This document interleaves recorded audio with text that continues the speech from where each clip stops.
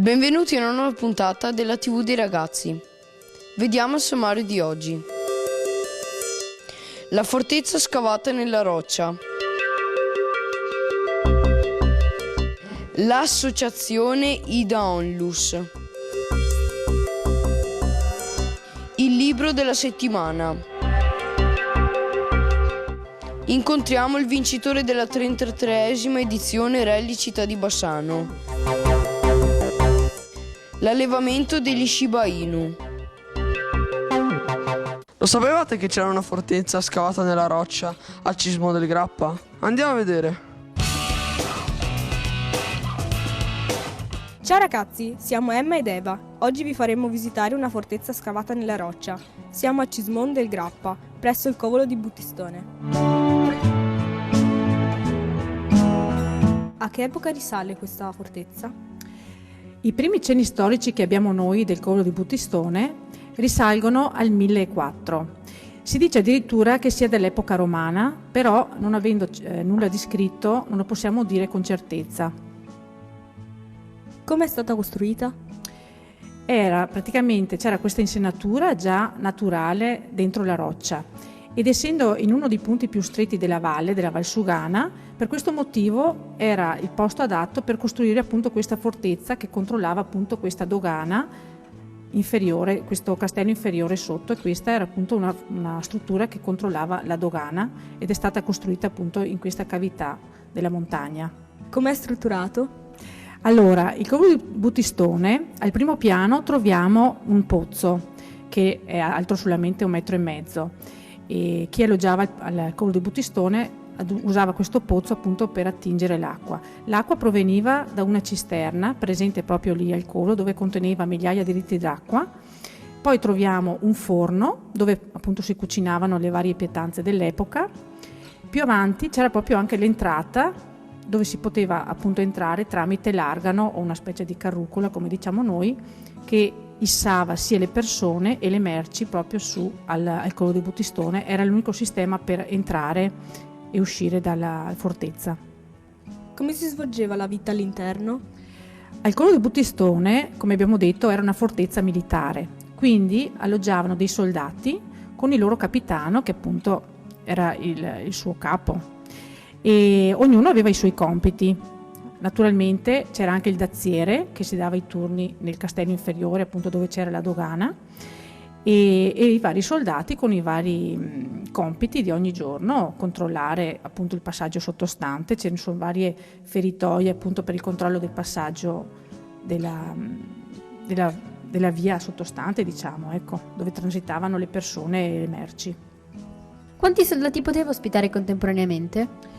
Allora, la fortezza ospitava di media 20 soldati, con il suo capitano naturalmente, che poteva anche avere la sua famiglia sul posto. In caso di guerra potevano arrivare anche a 300, tutti dentro al covolo di Buttistone, perché in caso di attacco dovevano essere di più per difendere appunto la fortezza. Come facevano a salire? Per salire non c'erano le scale, ma c'era un argano, una specie di carrucola azionata da sopra. 2 soldati dovevano girare una grande ruota di legno con una grossa fune attaccata e attaccata a questa fune c'era questa enorme cesta che serviva per issare sia le persone che anche le merci che si utilizzavano al covolo. Aveva anche altri usi? Allora, il covolo di Buttistone in realtà è stato utilizzato, abbiamo detto, fino alla fine del 1700, dopodiché il dazio è andato scomparendo, diciamo, sono subentrate altre tasse e è andato abbandonato. È stato utilizzato l'ultima volta durante la Prima Guerra Mondiale dai nostri soldati e hanno utilizzato appunto il covolo come deposito di armi e munizioni. Bene amici, in questo periodo si parla spesso di guerra, missili, bombe, mine, ma lo sapevate che esiste una scuola di formazione per ragazzi di strada che trasforma le mine e le mine antiuomo in gioielli bellissimi da indossare? Siamo in compagnia del signor Igino, responsabile della scuola e fondatore dell'associazione Ida Onlus. Buongiorno. Di cosa si occupa la vostra associazione? La nostra associazione si occupa di formazione professionale per ragazzi e ragazze di strada e attualmente nel paese della Cambogia. Da Vicenza a Phnom Penh, capitale della Cambogia. Il passo non deve essere stato molto semplice. Come mai avete scelto questo stato? Beh, la mia non è stata una scelta mia. Sono stato 21 anni fa ho adottato un bambino di quel paese, ho fatto volontariato anche in quel paese allora e da lì è rimasta dentro, diciamo, il contatto con questo paese, con questo mondo, e col tempo è maturata questa voglia di fare appunto qualcosa di più che non solo un bambino, adottare un bambino. La Cambogia è uno stato molto povero, segnato dalle guerre. Come vivono i ragazzi della nostra età?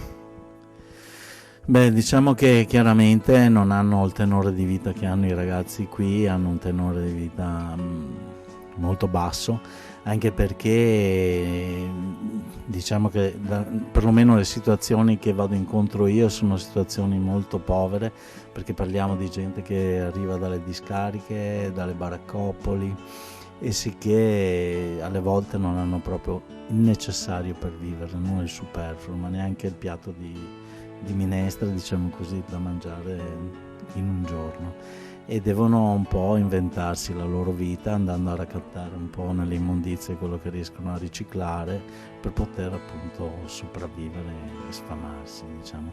I più fortunati invece riescono un po' anche ad andare nelle scuole e avere, diciamo, un attimino di più, ma non tanto. Parliamo dei monili che riuscite con i ragazzi a creare. Come funziona la trasformazione mine gioielli?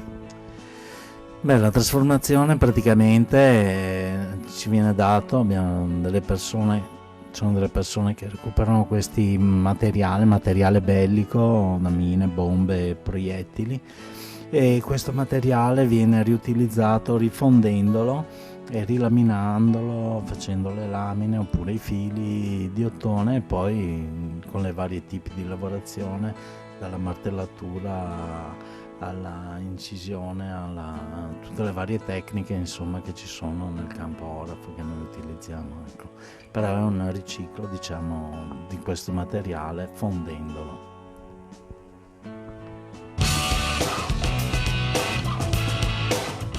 Titolo: La bambina nella roulotte.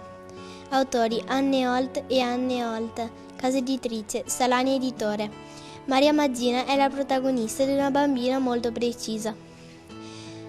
Arriva sempre puntuale a scuola ed è la più brava della classe. Ma nella sua famiglia niente va per il verso giusto. Un giorno spunta da una siepe un nuovo vicino di casa, Maria Martina, un vero maschiaccio, che per ora vive in una roulotte con la mamma e con un cane alano gigantesco. Nonostante la differenza di carattere, le due bambine si piacciono subito e diventano molto amiche.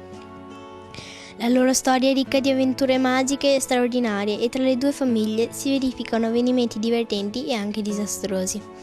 La storia mi è piaciuta molto perché è divertente e consiglierei a tutti di leggere questo libro, che ha anche illustrazioni chiare e interessanti. I nostri inviati sono andati a intervistare il vincitore della 33esima edizione Rally Città di Bassano. Ciao Eddie, Ciao, ciao a tutti. quest'anno hai vinto la 33esima edizione Rally Città di Bassano. Ci vuoi raccontare questa avventura? Allora, guarda, le avventure del Rally di Bassano, come ogni gara, ha una sua storia, diciamo. Però il Rally di Bassano, col fatto che è una gara di casa, è un po' particolare, quindi diciamo che l'ho inseguita per tanti anni, anche se fondamentalmente non è stata una gara a cui mi sono molto dedicato, perché facevo altre gare del campionato italiano o di altri campionati. Quest'anno c'era stata la possibilità e, diciamo, avevo un conto in sospeso proprio perché nel 2011 l'avevo persa l'ultima prova speciale a causa di una rottura del motore. Quindi è stata una bella soddisfazione. Diciamo che qualcosa di vincere a casa è qualcosa di particolare, qualcosa di diverso, ecco. Diciamo che sì, è proprio qualcosa di diverso. Come si diventa piloti di rally? Guarda, diventare pilota di rally in realtà non non saprei definirti come precisamente si diventa, forse è più una cosa che più che diventare ci si sente dentro. Diciamo che io non sono mai stato spinto né da nessuno né dalla mia famiglia, è stata un amore a prima vista. Sono andato a vedere un rally e fondamentalmente ho capito che era un po' quello che avrei voluto fare da grande. Calcola che quando ho intrapreso questo sport qua avevo malapena 15 anni, quindi per me è stato tutto un po' proprio una cosa che è venuta da sé, ecco, e mi sono ritrovato a essere un pilota di auto da corsa. Che caratteristiche devono avere le auto? Beh, le caratteristiche sono tante, perché ci sono tante categorie e quindi lì sono svariate le cose che un'auto da corsa ha. Ti posso spiegare delle piccole cose tecniche, possono essere, non lo so, ci sono le 2 ruote motrici che si partono praticamente dalle categorie più piccole, dalle N2, che sono praticamente macchine derivate dalla serie, quindi sono strettamente, diciamo, elaborate solo per una determinate caratteristiche. Poi si sale e si vanno fino alle R5, alle URC, che sono la massima espressione delle auto da corsa. Lì le caratteristiche sono svariate, i freni grossi, gli ammortizzatori molto, molto più larghi, la carreggiata molto più allargata, svariate cose. Come si diventa navigatore? Il navigatore io non l'ho mai fatto perché penso che resisterei solo qualche minuto, perché stare con la testa bassa non è facile, infatti li ammiro tantissimo, però diciamo che è un po' la stessa cosa, devi fare dei corsi, poi vieni affiancato da dei piloti e da lì automaticamente, se hai la fortuna di entrare nel giro di conoscere dei piloti, intraprendi una strada che parte da, come dicevo prima, da dei semplici corsi ai prime gare rally sprint, ronde, fino a che vai a fare gare sempre più importanti e ecco. È uno sport costoso? È un'altra bella domanda, perché il rally sì, è uno sport molto costoso. Calcola che all'inizio, quando sono partito, era tutto praticamente una cosa quasi surreale, perché per farti una semplice ipotesi, solo una piccola macchinina per un rally come il rally di Bassano può costare dalle 2 alle 3.000 euro. Poi se aumenti mano a mano, se non hai la fortuna di entrare in un team che ti fa correre, lì per una massima categoria come le VRC possono arrivare anche a costare 20-30.000 euro una giornata con una vettura del genere. Siamo andati a vedere l'allevamento degli Shiba Inu a Lusiana. Ciao ragazzi, oggi parliamo di una razza canina molto particolare, la Shiba Inu. Buongiorno Laura. Buongiorno. Che origini e che caratteristiche ha lo Shiba Inu? Allora, lo Shiba Inu è comunque una razza giapponese, per cui praticamente risale attorno ai 6300 a.C., quindi una razza molto antica.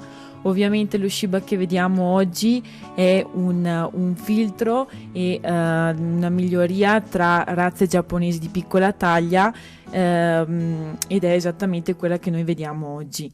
Le caratteristiche principali dello Shiba è che comunque allora il maschio ha principalmente una grandezza di circa 40 cm al garrese, arriva ad un peso di circa sui 10-11 kg. La femmina invece è di 37 cm al garrese ed ha un peso di circa 8-9 kg. Da che cosa deriva il nome Shiba Inu? Allora, la parola Shiba Inu significa proprio piccola taglia e deriva praticamente da una forma dialettale di una provincia giapponese. Quali sono i suoi pregi e i suoi punti deboli? Allora, i pregi principalmente dello Shiba è che ha un carattere molto affettuoso, giocoso, abile, si adatta molto facilmente a qualsiasi stile di vita, ha un carattere molto forte, quindi bisogna sapere ovviamente tenergli testa. Il punto debole che può avere, diciamo le uniche patologie di razza che vengono appunto date allo Shiba potrebbe essere la dermatite e la displasia alanca. Cos'è il pedigree? Allora, il pedigree è un documento che certifica la genealogia del cane, quindi c'è un libro genealogico sia materno che paterno per cui si tiene traccia proprio della linea di sangue del cane. Anche per oggi è tutto, ci vediamo domenica prossima alle 14:30, sempre qui su Rete Veneta, canale 18 del Digitale Terrestre. Se avete idee o curiosità, scrivete all'email che vedete. Seguiteci anche su Facebook. Le puntate possono essere riviste sul sito di Rete Veneta.